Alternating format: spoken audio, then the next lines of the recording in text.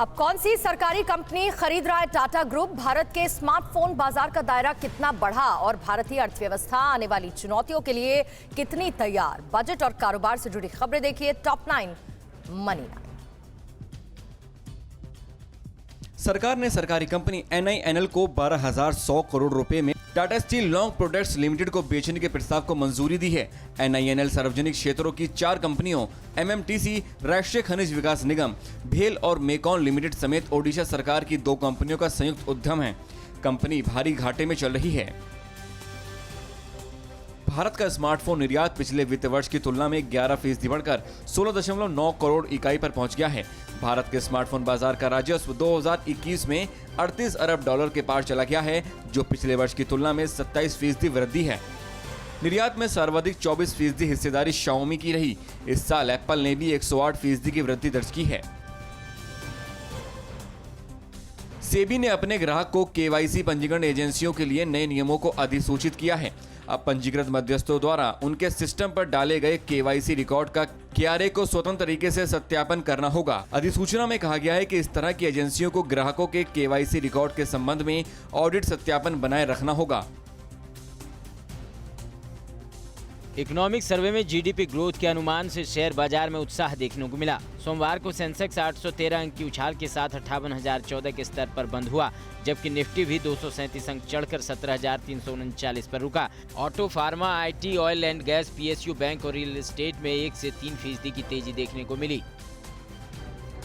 बात महंगाई की करें तो बीते साल राशन और सब्जियों के मुकाबले आपने ज्यादा महंगा कपड़ा और जूता खरीदा है। महंगाई को बढ़ाने का काम मिसलेनियस कैटेगरी ने किया। इस खर्चे में शामिल है कपड़े, फुटवियर, स्वास्थ्य, ट्रांसपोर्ट, फोन और इंटरनेट का बिल। महंगाई के मोर्चे पर तेल ने खेल कर दिया, फिर चाहे खाने का तेल हो या गाड़ी चलाने वाला। प्राथमिक बाजार में अप्रैल-नवंबर 2021 के दौरान 75 कंपनियों ने IPO के जरिए 89,066 करोड़ रुपए जुटाए हैं।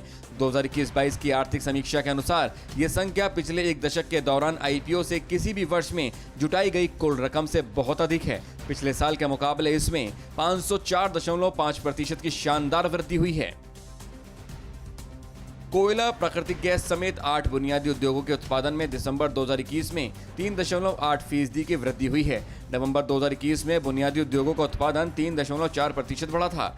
चालू वित्त वर्ष के पहले 9 माह अप्रैल-दिसंबर में 8 बुनियादी उद्योगों का उत्पादन 12.6% बढ़ा है।